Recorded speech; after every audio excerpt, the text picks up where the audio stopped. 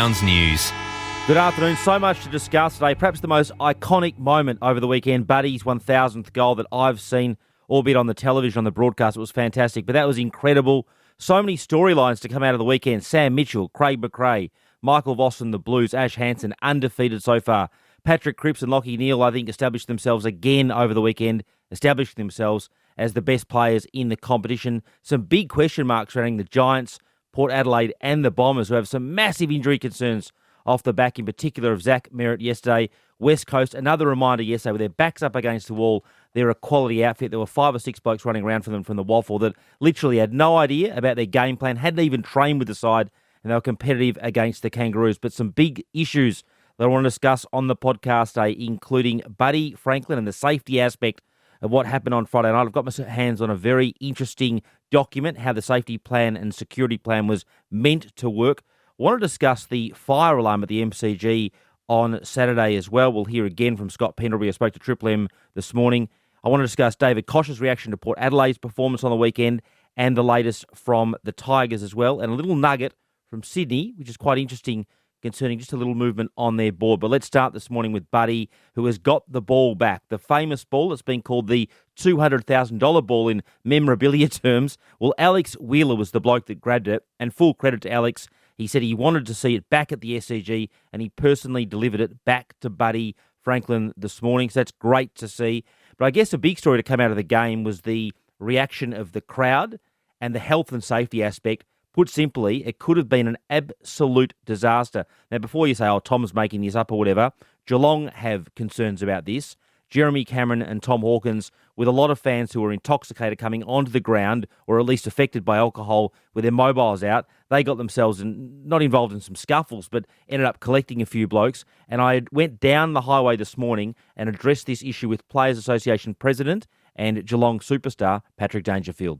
I mean, hindsight's a wonderful thing. It was obviously a momentous occasion and something that we probably won't say again. It was incredible for Bud, but I think on reflection, it could have been done better with regards to player safety. A lot of discussion already surrounding the AFL security arrangements. I know Sydney and Geelong spoke to that on the Footy show over the weekend, but I did get my hands exclusively on a 29-page planning document that I understand did come from the AFL in regards to what the security arrangements were meant to be. Now, of course, they all went out the window quickly when the fans came on the ground, but some of the key points from that was an 8-point focus plan. It involved 5 phases, up from 996 goals right through to 1,000. It involved 20 additional police being there on the night, 20 in addition to the police that are normally at the ground. I think there'll be some questions as to whether that was enough. It involved 8 security guards and 1 supervisor surrounding Franklin. That unfortunately didn't happen. The idea was that he would be kept separate to the fans that were going to surround him. It also involved all the other players being taken off the ground to the nearest chute, and 4 security guards dedicated to getting in the aisles behind the goals and collecting the ball. Now, of course, that was the best intentions. It was a detailed 29-page document with overhead ideas.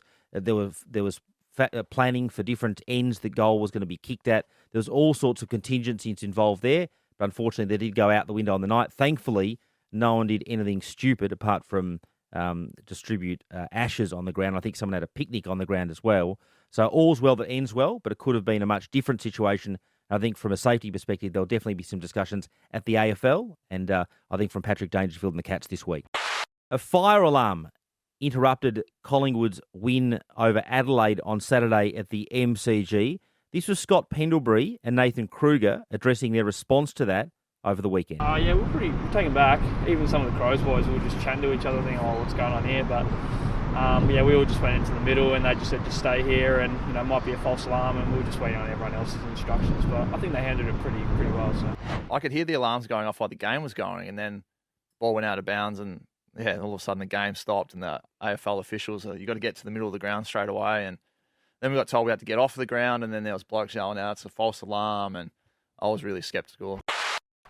I want to discuss Port Adelaide and Richmond. I'll start with Port. They're 0-2, 64-point losers to Hawthorn in what I thought was the upset of the round on Saturday night. There was an interesting picture of David Koch and Amanda Vanstone, a fellow director of Port Adelaide, watching at one point. They looked less than impressed. But Koshy, to his credit, has spoken on 5AA this morning and emphasised there's no pressure in his view on Ken Hinkley at this point. It's very much a collective effort, emphasising that they've won the most home and away games in the past 2 years? Look, puts pressure on all of us. Every single one in the person in the club. It's not down to just one person at all. And we've all got to take shared responsibility for it.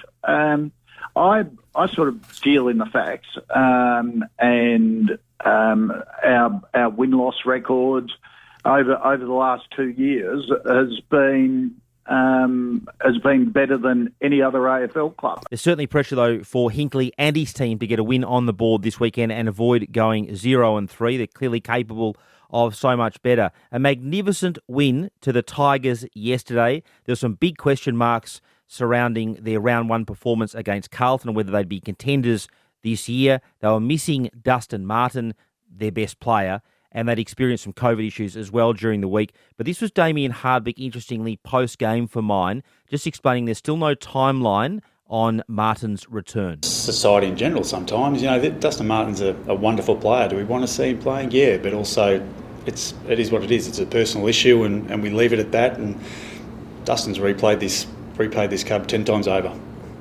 Is there any chance he'd come back this week? Do you have any clarity on that? No, I've got no clarity. And like I said, I was down in the rooms afterwards and spoke to Toby Nankervis, who played a magnificent game yesterday, and did ask him whether the win over the Giants just proves to the team that they're not dead yet. Beating the Giants, or a highly regarded team, does that sort of indicate that you're back in the hunt?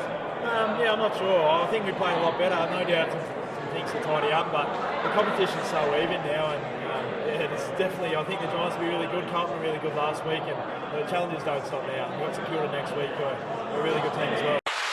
On field, a huge blow I mentioned for the Bombers yesterday. Zach Merritt, who I think is their best midfielder, will now miss 6 to 8 weeks. He's having syndesmosis, or requires syndesmosis surgery. That's that dreaded ankle condition. It's a high ankle syndesmosis.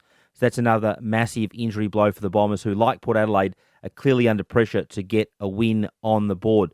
But that wraps up a massive news day of footy. Don't miss 7 News on. I've sat down and spoken to JB and Billy, who have bravely gone and confronted any of their heart health fears and gone and got the full 3D angiogram scans with Dr. Rowan White in Bridge Road. It's an important men's and women's health story, because we all need men to do a better job with their health. Don't miss that story at 6 o'clock.